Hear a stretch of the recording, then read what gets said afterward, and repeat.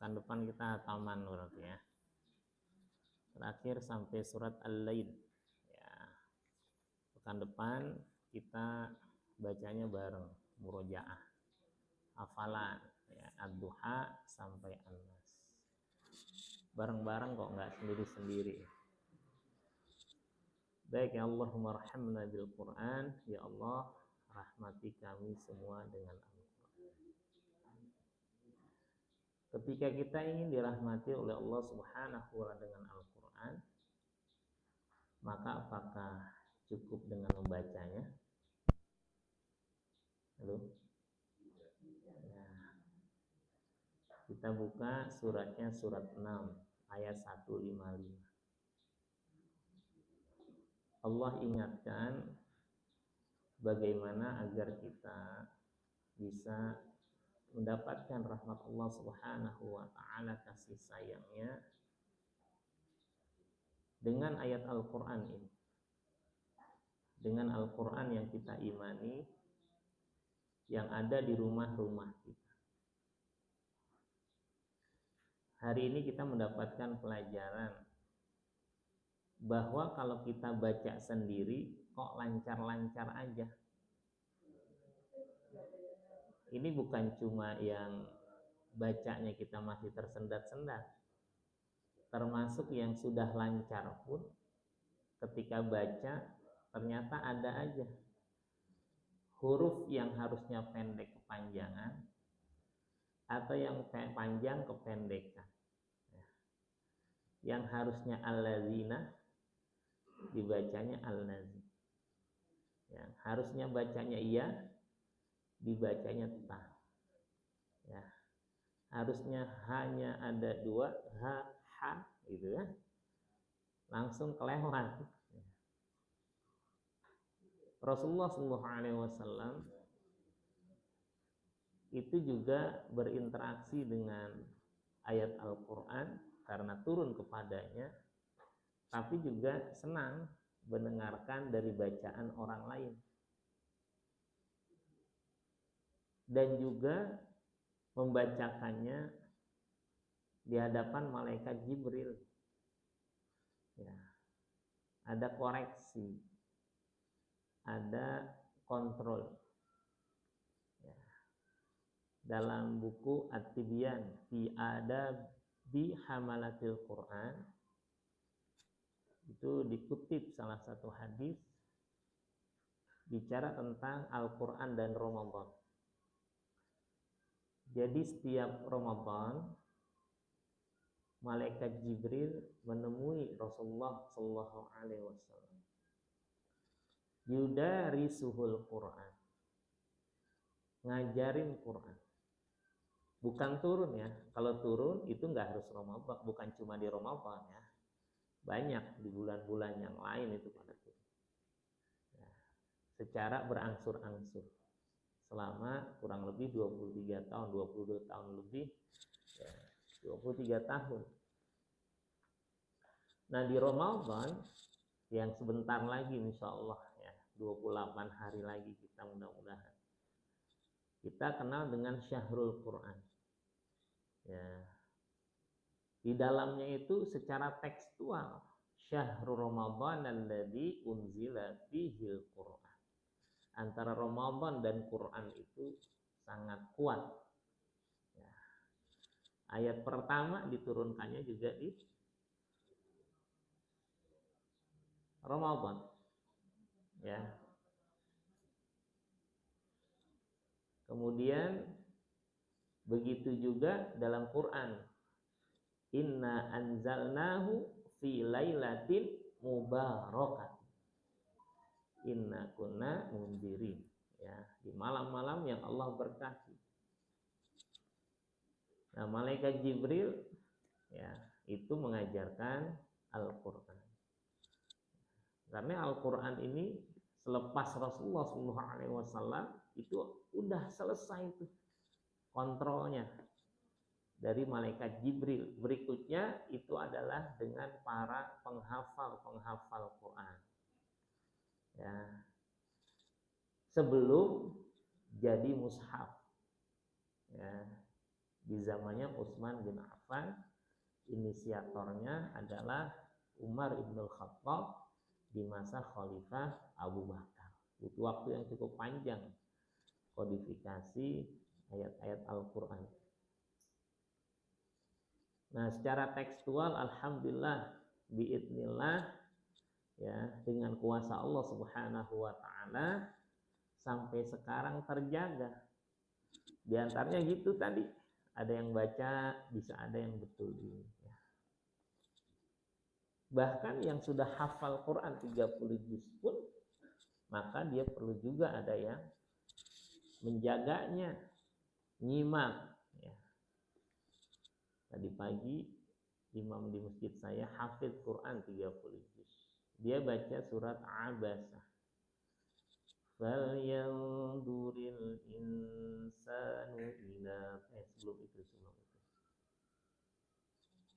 Dia baca wa ambatna fiha habba wa 'inaba wa qadba. Ada satu ayat tuh yang lewat. Lewat sebelum mata'allakum wa li'an'amikum. Ya qadarullah, karena saya memang ada di belakangnya. Saya bukan imam. Ya, jadi kita memang menyediakan khusus imam. Jadi kalau ada saya, bukan berarti saya jadi imam. Bahkan di situ sebenarnya imamnya ada 3, 2 di belakang. Ya, yang satu Pak Imam RT 1, yang satu lagi Pak Imam RT 2. Ya, karena namanya imam.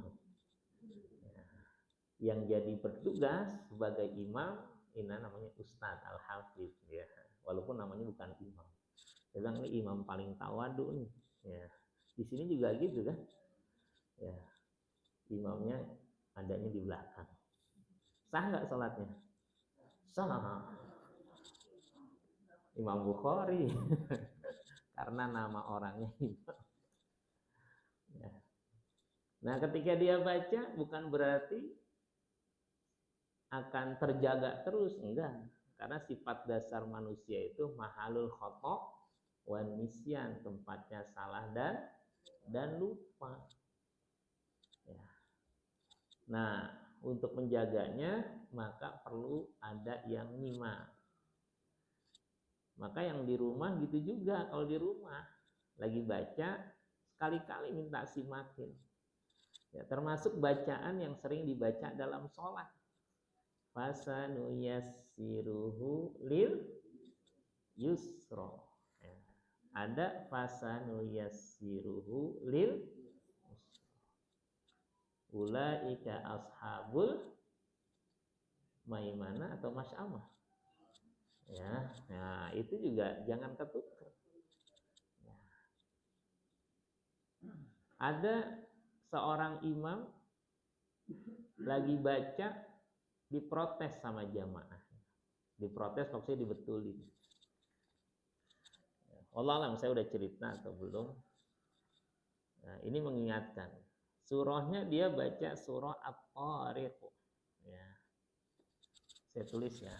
Ketika firman Allah yang dibaca innahu laqaulun fasl wa ma huwa bil hazl ya. Tulisannya innahu laqaulun fasl ya. Berhenti ayatnya karena akhir. Terus wa ma huwa bil hazl. Nah, innahu laqaulun fasl wa ma huwa bil hazl gitu.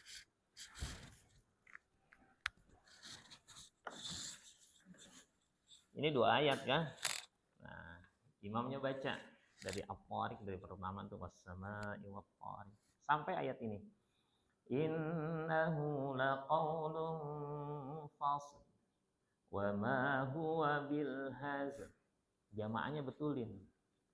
Kata jamaahnya, Innahu laqaulun faslun wa ma huwa bil hazl. Pertanyaan yang salah siapa dalam bacaan? Halo? Enggak ada yang salah.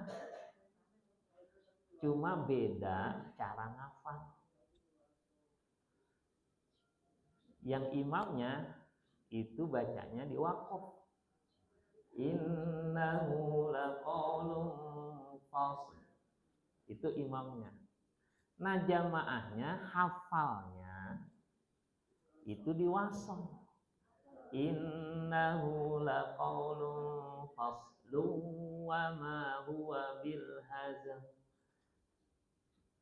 Beberapa bulan yang lalu saya nggak tahu karena saya kan di pojok ya. Jadi saya selalu menjaga kalau di sebuah tempat tuh nggak mau jadi imam karena di sana ada imam yang biasa. Takutnya kepanjangan atau kependekan. Saya pernah kepanjangan diprotes, kependekan juga pernah diprotes. Ya udah. Nah, waktu bulan-bulan awal saya nggak tahu ya, tapi baca itu. Nah, sebulan yang lalu imamnya baca lagi, dibetulin, bilang ini kalau dibetulin pas sholat nggak bakal selesai, ini harus buka Quran. Kalau bahasa saya harus ngaji. Kalau nggak ngaji kita mangkreng, kalau kata orang Betawi itu. Mangkreng apa? Kekeh. Pokoknya gua yang bener gitu kan. Tapi kalau udah buka Quran, dia baru tahu ternyata. Ini belum nih, karena yang satu yang jadi imam tuh ngaji sama saya, yang satu tuh nggak, padahal di sebuah masjid ngaji umum. Ya, ngaji. Kalau dua-duanya datang saya mau bukain ayatnya. Cuma kalau satu susah juga. Nah ini pentingnya ya kita saling nyimak ya bacaan. Nah kembali ya ke bagaimana kita mendapatkan rahmat Allah Subhanahu wa taala dari ayat-ayat Al-Qur'an? Maka di samping kita membacanya ya, Iqra'ul Qur'an ya. Wa idza quri'al Qur'anu fastami'u lahu wa ansitu la'allakum turhamun. Dengar, simak itu juga akan mendapatkan rahmat Allah. Tapi bukan itu saja, di ayat yang lain Allah berfirman, wa hadza kitabun anzalnahu mubarakun fattabi'uhu wattaqu la'allakum turhamun. Sama ada kalimat la'allakum turhamun. Tapi kita makanya yang satu tadi. Kalau pengen dapat rahmat Allah cukup dengerin aja, simak. Itu kalau kita dapat itu cuma satu itu. Tapi di ayat yang lain ada penguatannya. Makanya ketika kita berinteraksi dengan banyak ayat Al-Quran yang punya tema, bahasan yang sama, maka cara pandang kita akan semakin luas. Oh ternyata bagaimana kita mendapatkan kasih sayang Allah Subhanahu wa taala saat berinteraksi dengan Al-Qur'an? Pertama, membaca. Ya. Apa buktinya? Kata Rasulullah SAW, ketika kita membaca satu huruf ayat Quran, maka 10 kebaikan. Bahkan dipertegas, la aku tidak mengatakan alif lam mim harfun. Alif lam mim di awal surat Al-Baqarah atau di awal surah Ali Imran itu satu huruf, tidak. Walakin alif harfun, lam harfun, wa mim harfun. Alif itu satu huruf. Di kulli harfin setiap huruf maka dapat 10 kebaikan. Bi asyri hasanah. 10 kebaikan. Nah, kebaikannya itu akan terhimpun dalam diri kita. Nah, bentuknya kebaikan itu umum. Baik kita dapatkan di dunia ini maupun di akhirat. Ya, maka mendapatkan rahmat Allah Subhanahu wa taala Ya, bahasa rahmatullah atau rahmat Allah pertama lewat Quran, ya, dengan Quran, ya. Maka selalu jangan lelah untuk bertilawah.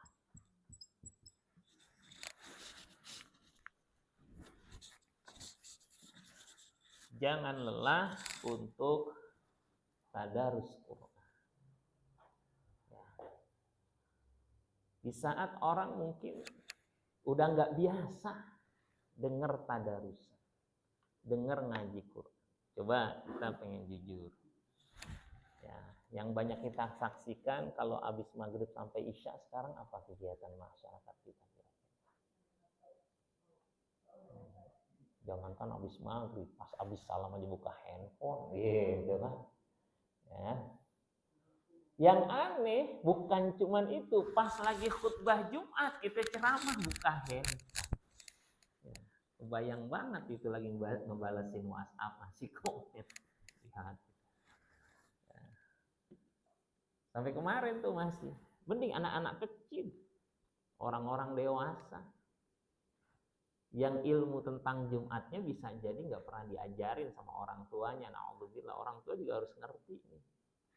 Ya, selalu buka diskusi untuk memberikan pemahaman untuk anak-anak kita. Jadi kalau kita ngeliatin ada fenomena terjadi kurang baik di masyarakat, maka selalu take action, ambil aksi dari rumah kita. Ya, misalnya ngelihat orang, orang pacarannya kayak begitu gitu. Itu juga cuma ngeluh, langsung apa yang bisa kita lakukan buat menjaga keluarga kita. Gitu. Sehingga ayat-ayat Allah yang ada di muka bumi ini itu jadi pelajaran. Kan ayat Allah ada dalam Quran, ya. Tilka ayatullahi natluha 'alaika bil haqq. Ayat-ayat yang dibaca. Tapi ada ayat yang dalam kehidupan. Inna fi dzalika laayatil liqaumin yatafakkarun. Padahal yang demikian ada ayat-ayat Allah bagi orang-orang yang berpikir. Padahal ayatnya tentang pernikahan. Ya. Yang sering kita dibagikan itu surat Ar-Rum ayat 21. Tapi kalimat akhirnya inna fi dzalika laayatin, padahal demikian ada ayat-ayat Allah karena kita belajar. Ya. Banyak orang kok yang dalam kehidupan rumah tangganya perasaan ekonominya biasa-biasa aja, bahkan cenderung kekurangan, tapi kok nggak pernah kedengeran tuh di dalam rumahnya ada teriak-teriakan, suami teriak kepada istri, istri teriak kepada suami, anak teriak kepada orang tua ngomelin anak-anaknya, kok adem ayem aja. Oh, mungkin ini tandanya sakinah dalam keluarga. Apa artinya sakinah? Tenang. Tenang aja tuh kayaknya rumahnya. Kalau bahasa kita kayaknya adem ayem aja gitu ya. Nggak mudah tuh tersulut, ada emosi, ya, marah. Tapi tidak sedikit mereka-mereka yang bisa jadi secara ekonominya berlebihan. Ya. Healing hampir tiap akhir bulan. Nggak perlu ngelihat tanggal merah, kayaknya bagus nih kita ke sono nih, gitu kan. Di sosial media apalagi kita lihat eksis banget gitu kan, hampir setiap makanan dipoto, setiap aksi didokumentasikan gitu kan.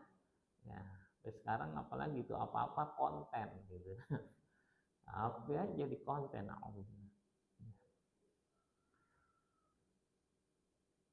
Bahkan tidak sedikit yang flexing. Apa tahu flexing? Pamer-pamer. Flexing bukan cuma harta, termasuk kemesraan suami istri. Ya, ujuk-ujuk, ya, tiba-tiba dalam kondisi aslinya nggak kayak gitu. Ya.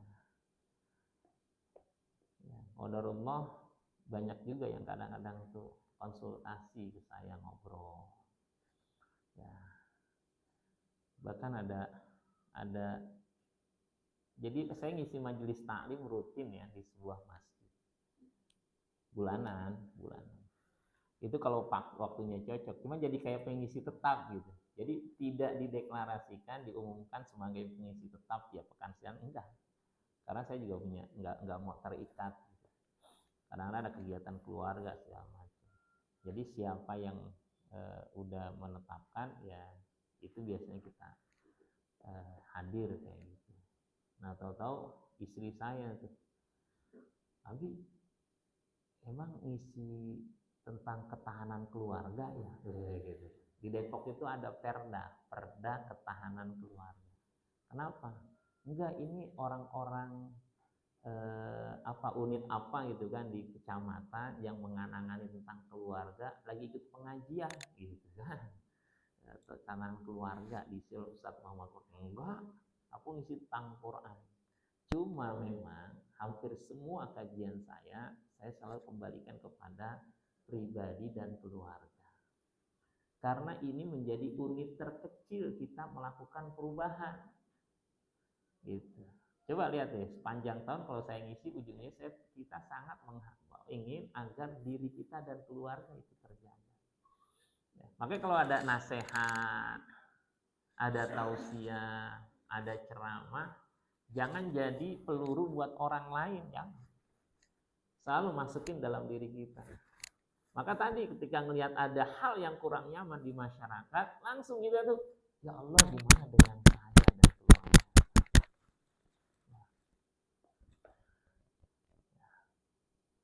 Termasuk tadi ketika ada masalah-masalah keluarga, saya mikir sekarang keluarga saya dan keluarga anak saya. Terus saya kadang ngobrol sama istri, kira-kira kakak nyaman ya enggak ya dengan keluarganya sekarang ya, kalau kurang nyaman apa yang bisa kita bantu sejauh enggak intervensi ya. Kenapa? Karena ini aset terbesar kita keluarga. Dan para suami sebagai leadersnya, ku anfusakum wa ahlikum naro, itu puncuk pimpinannya tadi tugas seorang suami. Maka ketika kita didik anak laki-laki kita, mohon maaf ya, mendidik anak laki-laki itu adalah mendidik mereka betul-betul bisa menjadi pemimpin dalam keluarga. Ya, bukan cuma sekedar mereka bisa dapat kerja, bisa nyari duit, bisa cari nafkah, bukan cuma itu, tapi menyiapkan mereka sebagai pemimpin untuk diri dan keluarganya. Itu skup yang terkecil. Karena banyak laki-laki sukses sebagai seorang suami, tapi belum tentu sukses sebagai seorang ayah. Ataupun kebalikannya, sebagai seorang ayah dia sukses, tapi bisa jadi banyak catatan ketika dia sebagai suami. Ya. Makanya yang laki-laki saya ingatkan, tanamkan dalam hati, jangan pernah ada kekerasan dalam rumah tangga kita. Kuatkan dan pegang, ya. Karena Rasulullah sangat mengingatkan, khairukum linisaikum. Yang terbaik di antara kalian adalah mereka yang paling baik perlakuannya terhadap istrinya. Insyaallah. Tenang Bu, ya, saya belain Bu. Ya. Ya. Ya. Ditegesin istri. Kenapa? Karena kum berarti kalian, berarti istrinya, istri kalian, gitu kan? Baik, ini dari Quran kita dapetin tuh ayat-ayat yang harus kita pikirkan. Oh, itu ayat Allah dalam kehidupan tentang keluarga. Begitu juga tentang apa? Kita bersuku-suku beda ras, ya, beda bahasa. Islam nggak mandang itu. Quran menyatakan inna akramakum indallahi atqakum, yang paling mulia di antara kalian di sisi Allah itu ketakwaannya. Bukan karena komunitas tertentu, enggak. Termasuk keturunan. La fadla li arabiyyi wala ajami, kata Rasulullah. Enggak ada keutamaan bagi orang Arab ataupun orang non-Arab kecuali karena ketakwaan. Ya, kadang-kadang kita kan menjual nama bapak kita. Saya keturunan ini, lah lu turunan gua tanjakan tuh. Saking kesel. Turunan kan rendah, ini tanjakan tinggi. Ya, baik ya. Nah, kita buka tadi. Boleh Bang Zakaria baca terjemahnya surat ke-6 ayat 155. Dan juga adalah kitab Al-Quran yang kami turunkan dengan penuh berkah. Itulah dan bertakwalah agar kamu mendapat rahmat.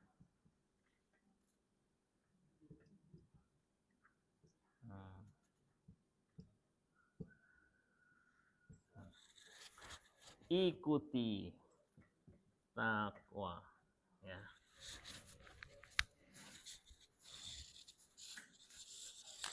Ya. Oh iya. Jazakallah khairan. Ya. Makasih kehadiran ini karena kita subuhnya udah agak siangan ya. Jadi saya juga datangnya agak siangan. Jadi di ayat ini ada dua hal ketika kita ingin mendapatkan rahmat Allah Subhanahu wa taala melalui keberkahan Al-Qur'an. Apa kata Allah? Wa hadza kitabun anzalnahu mubarak. Ini kitab mubarak penuh dengan keberkahan, sumber kebaikan. Nah, maka orang yang berinteraksi dengan Quran insya Allah akan punya mendapatkan keberkahan. Siapapun. Tapi syaratnya di ayat ini fattabi'u, ikuti Quran. Sehingga baca cukup enggak? Enggak, ikut. Kalau kita pengen ikut harus tahu arahnya. Apa yang diarahin oleh Quran. Insya Allah hidup kita akan baik, berkah. Masalah pergaulan, ini ada anak-anak remaja, ya kan, ABG. Paling kecil usia berapa berarti? Kamu berapa Kak? 14. Kamu? Tuh, nanya masa 14? Kakaknya berapa? Itu kan tuh, lupa tuh. Lahir tahun berapa? Lalu jangan, bapaknya jangan bicara, anaknya aja. Yang mana ya? Kamu lahir tahun berapa? 2008. Sekarang 2025, 17. Kamu? Tahun 2000 berapa lahirnya? Oh, 2010. Berarti 15. Ya kan? Iya. Tahun ini, tapi bulannya bisa jadi belum nyampe ya kan?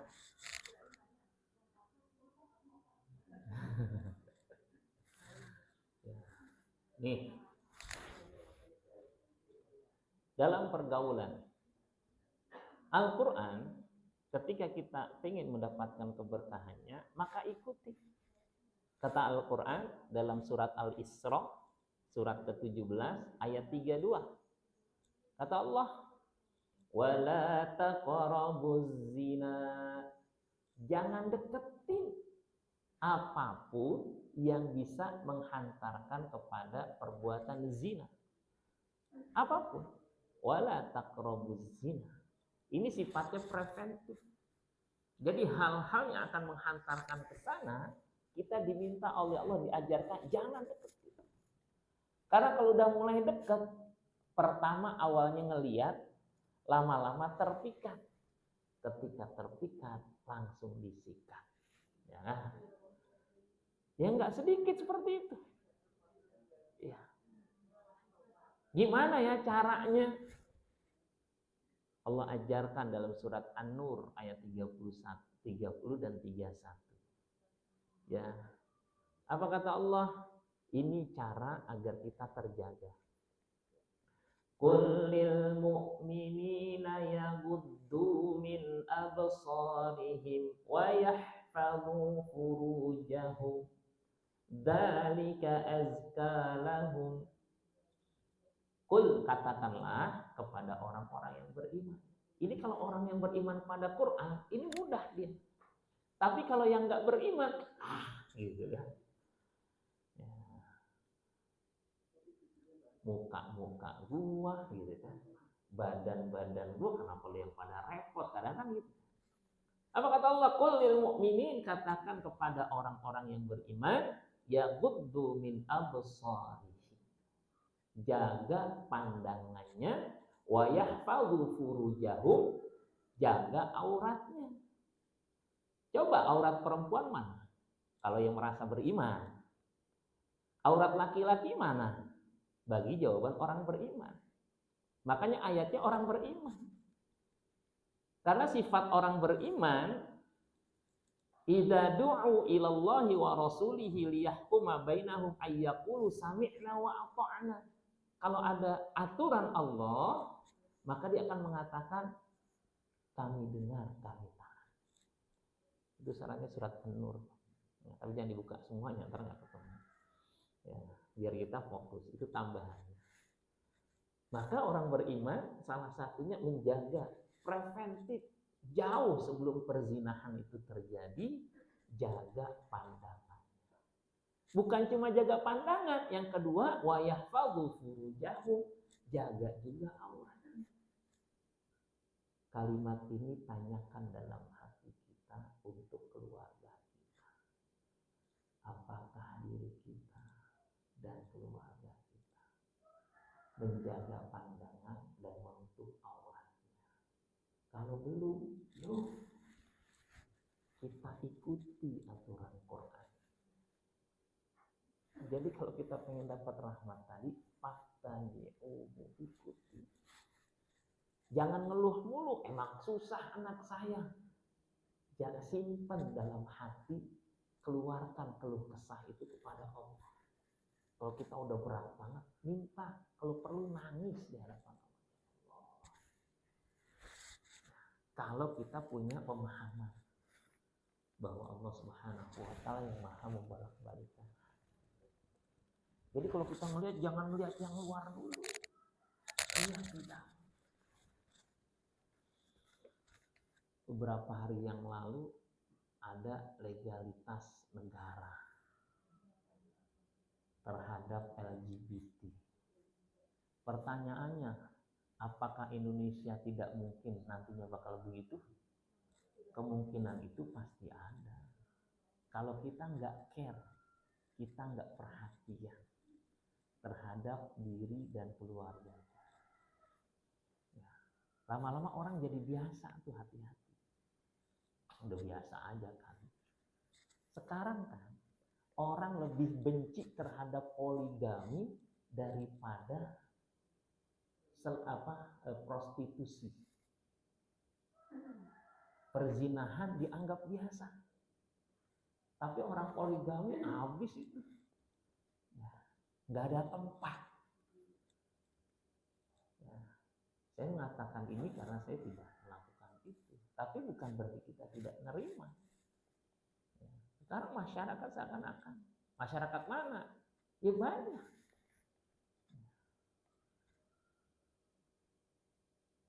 Kalau jauh dari nilai-nilai Quran, ini untuk kita ya umat Islam, maka lama-lama kita akan mengikuti hawa nafsu kita.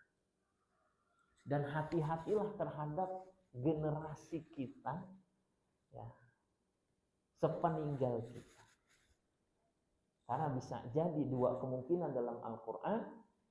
Ibadah yang pertama kali mulai ditinggalkan, yang mulai ditinggalkan itu adalah sholat. Yang kedua, dia akan mengikuti hawa nafsunya, seleranya sendiri. Berpakaian sesuai selera. Sampai berjilbab aja sesuai selera. Ya, nggak pandang lagi tuh. Ketika dia berjilbab, tapi sampai kita ngelihatnya udah nggak enak. Ya. Dulu ada di dalam rumah tuh pakaian senang, di dalam rumah. Ya. Kalau sekarang hampir banyak tempat. Maka ayatnya Quran. jaga pandangan, tutup aurat. Jangan salah satu. Kalau salah satu 9 nilainya. Kalau salah satu, kemungkinan itu ada terus. Orang dua-duanya udah dijaga aja itu ada. Misalnya, kita udah jaga itu pandangan, tapi tiap hari lewat. Lewatnya bukan fisik, online. Tadinya merem, lama-lama mulai buka 1, nggak jelas, buka 2, lama-lama di zoom. Gitu kan. Cakep juga ternyata. Gitu. Dan yang saya khawatirkan sekarang itu adalah hilangnya rasa malu dari para wanita. Padahal wanita itu dulu dikenalnya itu punya rasa malu yang besar. Makanya kalau dia udah mulai di TikTok, itu indikator rasa malunya udah mulai hilang. Hati-hati. Ini kalau yang punya keluarga, tapi cara ngingetinnya yang terbaik ya. Cara ngingetannya Allah ajarkan dalam Quran tadi yang kita baca. Wa tawasau bis sabri wa tawasau bil marhamah. Ulaika ashabul maimanah. Tadi tukar. Ya, menasehati dalam kesabaran. Jangan kayak orang nembak. Gitu kan, setelah itu ditinggal. Itu namanya hit and run. Ya, cara nasihatin dengan yang terbaik, cari momentumnya yang pas. Ya, cari medianya yang tepat. Ya. Kadang-kadang nasihatnya bener, tapi momentumnya nggak dapet, diomel-omelin kita. Ya. Ini contoh ya, contoh. Saya pernah melakukan ini. Ya. Ada orang naik motor brong, knalpotnya, gitu. Lagi enak-enaknya gitu, kita deketin. Kita nasihati tuh tentang knalpotnya. Pertanyaannya, apa yang akan dilakukan oleh orang yang kita nasihati? Udah kebayang ya. Kenapa? Momentumnya nggak tepat. Tapi nggak masalah, silakan aja. Apalagi kalau misalnya kita nggak bakal ketemu lagi gitu kan. Biarin aja, ntar nggak ketemu lagi. Tapi yang repot tuh yang kalau bakal ketemu rutin. Nah, kita harus berpikir jangka panjang. Iya. Itu yang pertama, pengalaman itu. Ya. Yang kedua, yang bawa mobil sambil ngerokok. Ya, di belakangnya kita kayak motor, pas abunya gini, cuk gitu kan. Ya, mungkin otaknya nggak nyampe ya, kalau debu itu ringan, dia bahkan terbang gitu kan, kena orang belakang. Emang ini besi jatuh bawah gitu kan, kayak orang mancing gitu kan enggak. Ini bilang nih otaknya nggak nyampe kayaknya. Saya tegur, tambah digini-gini sama dia. Saya negur karena pas tikungan, jadi pas habis saya tegur saya balik. Tapi paling tidak harus ada orang yang ngingetin. 2 hari yang lalu di sosial media ada foto-foto orang begitu, tulisannya ini adalah orang paling egois.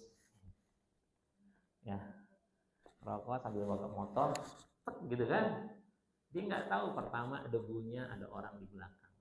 Ya. Tapi termasuk yang motor brong itu yang sangat terasa itu kalau lagi lampu merah, kena ada tuh muka kita peng gitu kan. Dalam hati ini orang nggak mikir orang lain apa ya? Disangkan orang harus jarak jauh kan enggak. Pas lagi lampu merah pernah ngerasain nggak? Kalau saya sering. Ujung-ujungnya kan kita ngelus. Kembali ke kajian kita, memang kelihatannya ayat-ayat Al-Quran itu kalau kita baca biasa-biasa saja. Dan kita nggak cukup dengan membacanya. Kata Al-Quran, fattabi'uhu, maka ikutin. Maka dengan ngaji kayak ini kita dapat, oh iya. Apalagi yang perempuan dalam bergaulan. Ayat 31 lebih panjang dari ayat 30.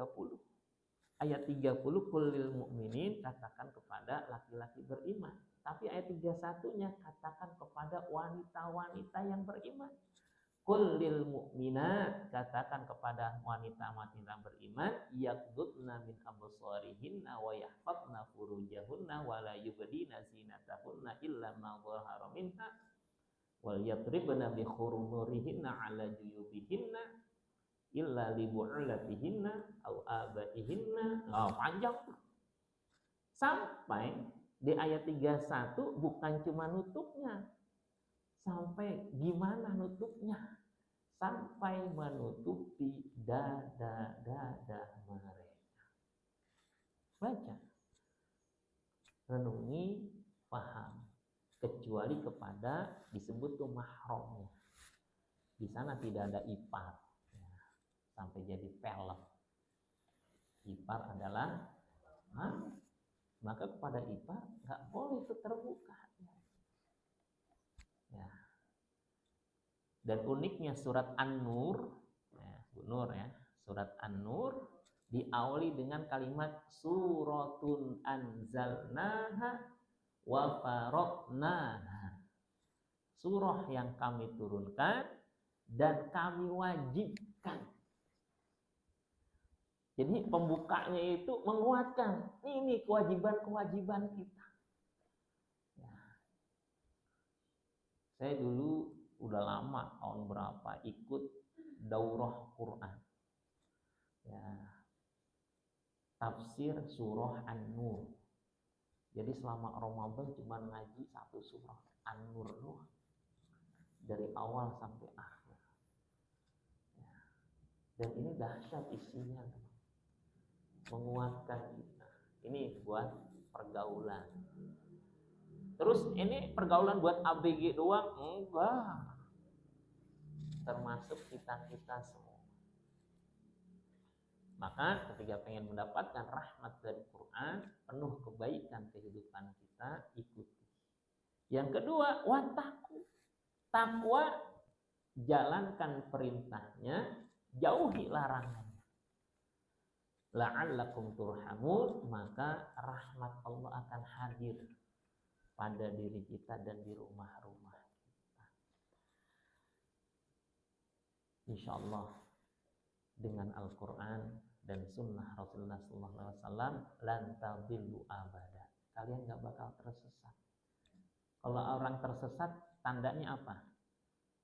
Nggak ngerti arah dan biasanya main ikut-ikutan.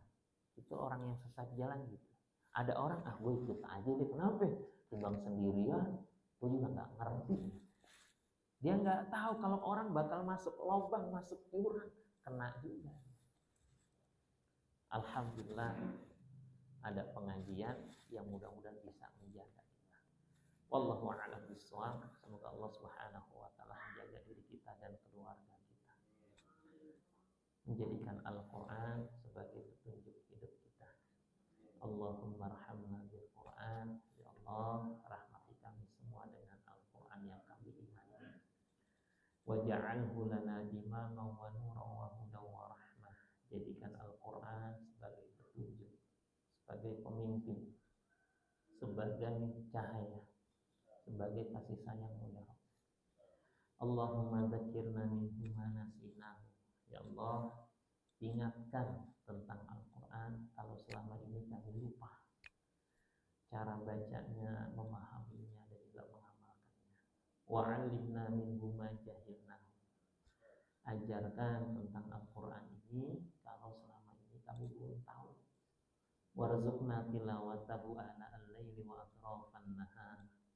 Berikan kami rezeki, kenikmatan, anugerah untuk bisa membacanya di rumah-rumah kami ya Rabb, baik siang maupun malam. Waj'alhu lana hujjatan la hujjatan 'alaina bi rahmatika ya arhamar rahimin. Jadikan Al-Qur'an sebagai pembela kami kelak di akhirat. Syafi'an lana ya arhamar rahimin. Wahai yang Maha Penyayang, Maha Pengasih di antara yang paling kasih. Wassallallahu